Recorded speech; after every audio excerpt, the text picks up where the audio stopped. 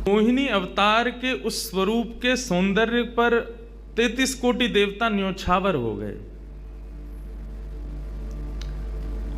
सबके मन में यह भाव आया, ये जो भी प्रकट हुई हैं ये किसी भी प्रकार से हमको हमारी गृहिणी के रूप में प्राप्त हो जाए। इतने सुंदर ठाकुर जी बनकर के आए। चंद्रमा भी पीछे पीछे चल रहे हैं, शंकर जी भी पीछे पीछे चल रहे हैं, ब्रह्मा जी भी पीछे पीछे दौड़ रहे हैं, वरुण आदि आदि जितने भी देव हैं सब मोहिनी पर ऐसे लट्टू हुए कि एक बार हमको देख भर ले, एक बार केवल हम पर दृष्टिपात कर दे, उसी मात्र से हमारा कल्याण हो जाना है। ऐसा ठाकुर जी का स्वरूप। परंतु उन 33 कोटि देवताओं में एक देव ऐसे हैं जिनका मोहिनी के प्रति ऐसा कोई दुर्भाव नहीं था, और वो देव थे सूर्य। सूर्य ने जब मोहिनी के सौंदर्य को देखा तो उनके मन में भाव आया, इतनी सुंदर, इतनी सुकुमारी, इतनी कोमल, इतनी मधुर। सबको तो लगे हमारी पत्नी बने, लेकिन सूर्य को लगे मेरी बेटी बन जाए, मुझे पुत्री रूप में प्राप्त हो जाए।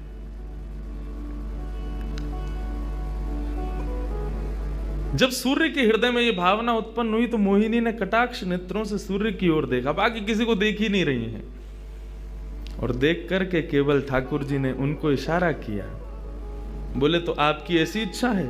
सूर्य बोले जी भगवान, मेरी बहुत अभिलाषा है कि आप पुत्री रूप में मेरे यहां पधारो।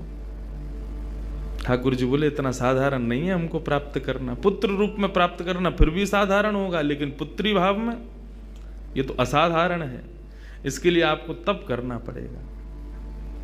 सूर्य बोले मैं आज से ही तप करूंगा, लेकिन आप वचन दो मेरे यहां पधारोगे और इसी रूप में पधारोगे। मोहिनी ने कहा, यदि मैं तुम्हारे भजन से प्रसन्न हुई, यदि तुम्हारी भक्ति में, तुम्हारे प्रेम में प्रबलता हुई, मोहिनी 33 कोटि देवताओं को मोहित करती है, लेकिन तुम्हारे भजन के प्रभाव से मैं जब तुम्हारे यहां अवतरित होंगी तो मोहिनी को भी मोहित करने वाला रूप धारण करके आऊंगी। मोहिनी जिसने तीनों लोकों को अपने रूप पर न्योछावर कर दिया, वो मोहिनी भी जिस रूप को देख करके मोहित हो जाए, वो रूप आएगा आपके यहां पर। वही सूर्य वृषभानु जी के रूप में प्रकट हुए हैं।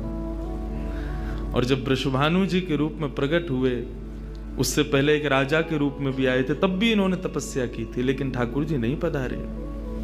जब वृषभानु के रूप में प्रकट हुए तो इन्होंने ठाकुर जी का यजन करना बंद कर दिया, ब्रह्मा जी का यजन प्रारंभ किया।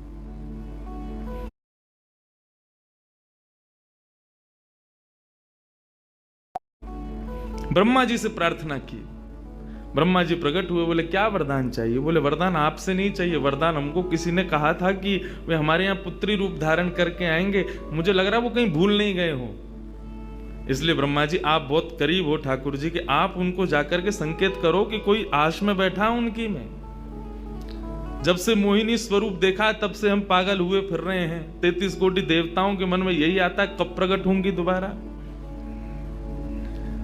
कृपा करो, आप प्रार्थना करो कि वो पधारें। ब्रह्मा जी बोले आपके भजन में इतनी सामर्थ्य है कि ठाकुर जी मना नहीं कर सकते। बोले तो फिर मुझे विश्वास के लिए कुछ तो कह करके जाओ।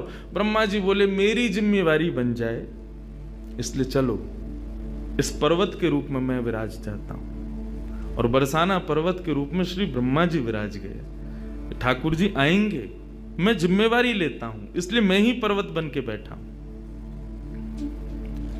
ब्रह्मा जी ने जाकर के प्रार्थना की। ठाकुर जी बोले मैं तो सच में ही भूल गया था कि मुझे जाना है।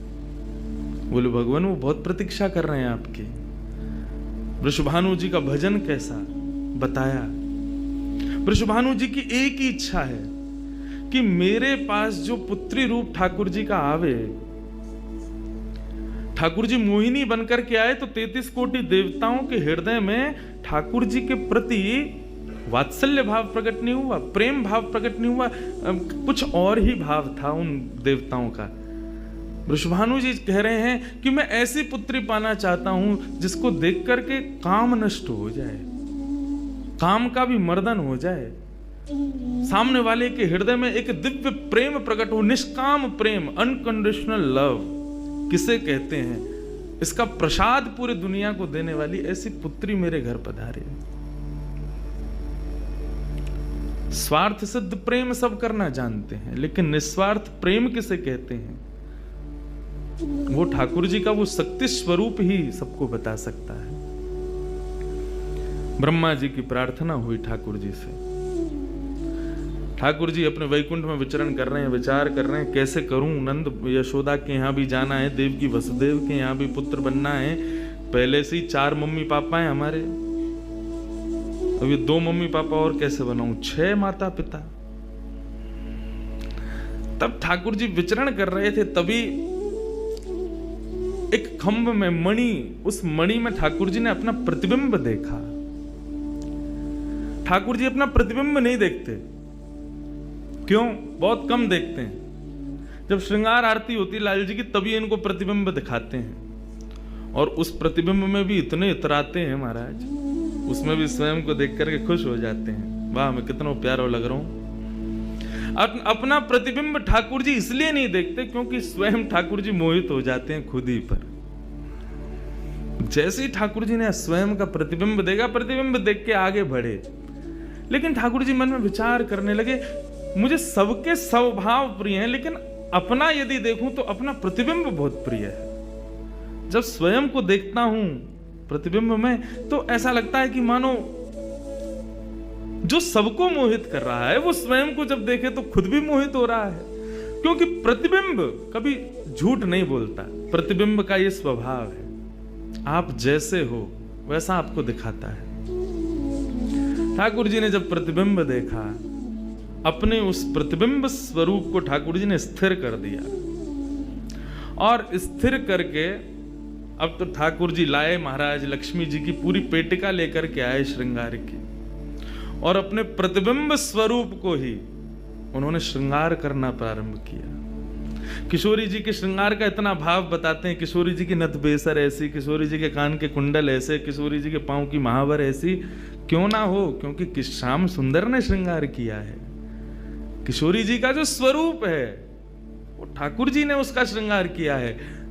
नारायण बैठे महाराज सिंहासन लगा करके अपने प्रतिबिंब का ही श्रृंगार कर रहे हैं। मोर पीछ हटाया, मुकुट उतार के दूर रखा, घुंघराले केशों को खोल दिया, नेत्रों में सुंदर सुंदर छोटा छोटा काजल लगाया, माथे पर एक सुंदर बिंदिया लगाई है, होठों पर निर्मल लालिमा लगाई है, गले में हार पहनाया, सर्वांगीण श्रृंगार किया, और लक्ष्मी जी की चुनरी ला करके जैसे ही शीश पर से चढ़ा करके ठाकुर जी ने थोड़ा सा जो श्याम रंग है उसको जैसे ही गौरवर्ण किया, वैकुंठ के उस प्रतिबिंब में से मानो जैसे सूर्य चंद्र का एकाकार रूप प्रकट हो गया हो, इतना तेज पुंज प्रकट हो गया कि ठाकुर जी भी अपने नेत्रों को छुपाने लगे।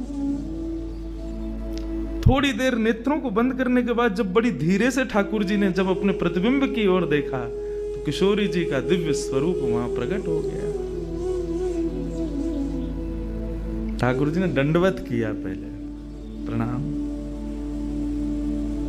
हे श्याम सुंदर, आपने ही मेरो निर्माण कियो है, आपने ही मुझको प्रकट कियो है। क्या भाव है,